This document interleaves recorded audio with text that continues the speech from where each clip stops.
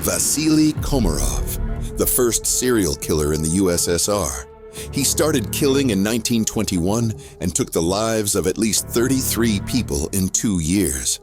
At the trial, the maniac claimed that he killed only speculators and thus fought the oppressors. According to some reports, Vladimir Lenin personally ordered the police to catch this maniac. His capture was a real test for the criminal investigation of Moscow, but they coped, and Komarov was in the dock. And to cover this process, the newspaper Izvestia sent one of its best authors, Mikhail Bulgakov. Vasily Komarov's story is not just another true crime tale. It's a harrowing window into the depths of human depravity and one of the most bizarre and enigmatic cases in Soviet history. Dubbed the Shabolovsky murderer, Komarov was the Soviet Union's first known serial killer, claiming an astonishing 29 lives and casting a shadow of terror over Moscow. It took the masses' outcry for his capture, and when he was finally in custody, the people nearly took justice into their own hands.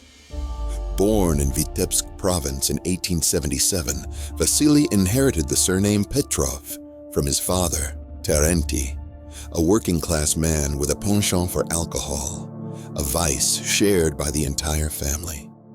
One of Komarov's brothers met his end in penal servitude after slaying his boss during an alcohol-fueled rage. Vasily himself began working early at 13 and was introduced to alcohol much earlier. Remarkably, despite his unhealthy habits, he boasted a robust constitution.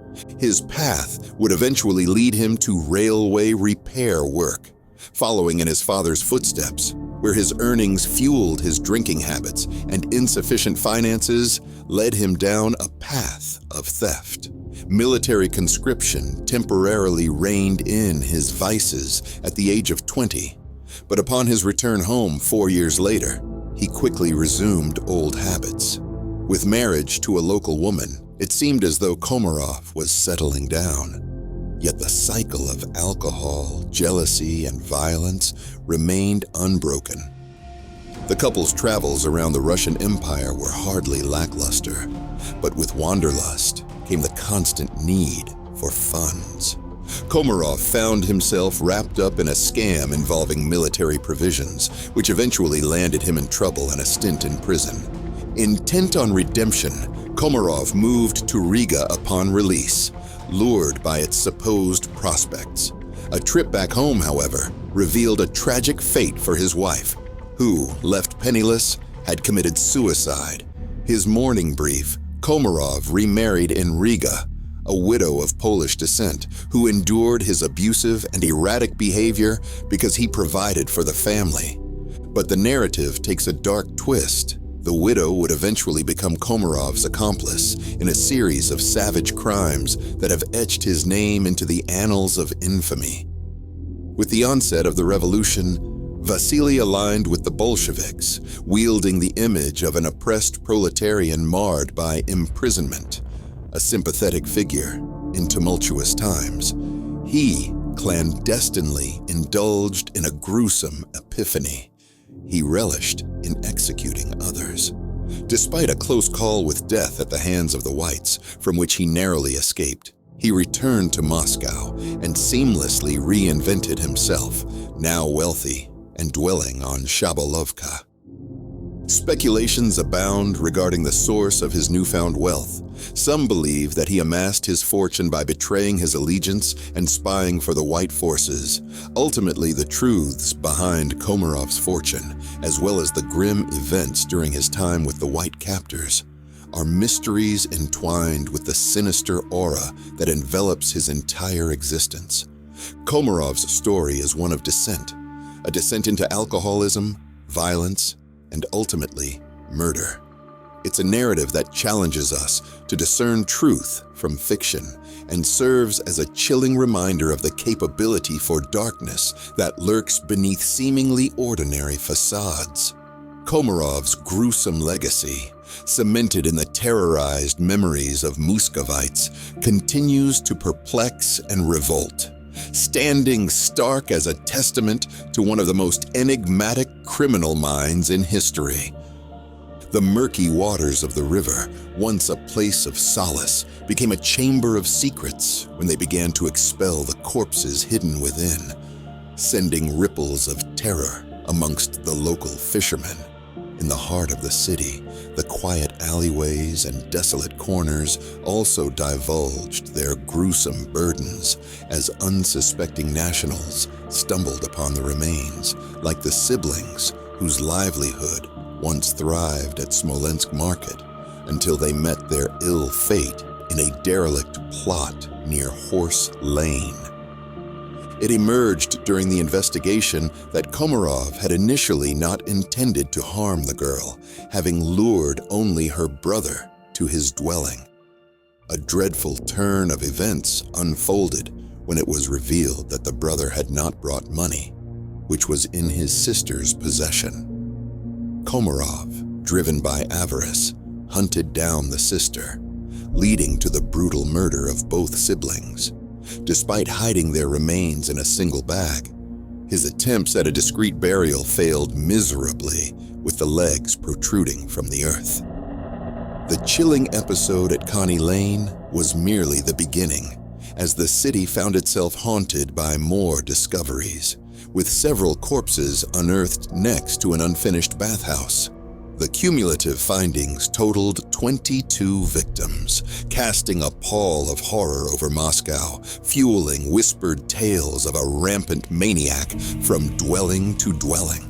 The formidable task of apprehending the culprit fell under the direct command of Vladimir Lenin himself, sparking an intense manhunt spearheaded by the capital's most astute detectives and criminal experts. By meticulously decoding the unique signature left behind on each crime scene, they narrowed down on a presumed occupation. The bags that concealed the bodies, knotted distinctively and marked with traces of oats, pointed towards a particular profession. Given the vast number of coachmen to sift through, the task seemed near Sisyphean, yet the localized discovery of the deceased in Zamoskvoreche hinted at the perpetrator dwelling within proximity, sharpening the focus of the search. The endgame might have drawn out had Komarov not blundered. He fractured the skull of a victim too severely, and in an attempt to thwart the flow of blood, utilized a piece of gauze typically employed in childcare. This clue, together with his recent venture into fatherhood, rapidly led the law to a family coachman residing in Zamoskvoreche. Under the guise of searching for illicit distillers, the operative team descended upon Komarov's abode in the spring of 1923, meticulously methodic to evade suspicion. Oblivious, Komarov allowed them entry, undeterred by the hidden corpse in his home. It wasn't until the floor scrutinizing commenced that Komarov sensed danger, leading to a fleeting escape through the window. A callous retreat took him to the outskirts in Nikolskoye village, where refuge awaited with a dairy worker. But even there, amidst the sanctuary, he couldn't resist the macabre memoirs of his savagery, a gruesome chronicle where truth warred with fantasy, casting his unwitting neighbors as accomplices in his narratives.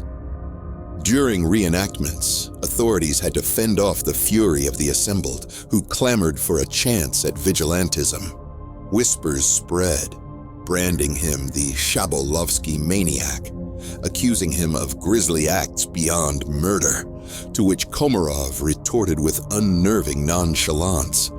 The psychiatric evaluation by top Soviet specialists rendered a verdict of sound mind marred by degeneracy and chronic alcoholism. The spectacle of justice unfurled in the Polytechnic Museum, with Komarov, devoid of remorse, cynically recounting his deeds amidst the proceedings.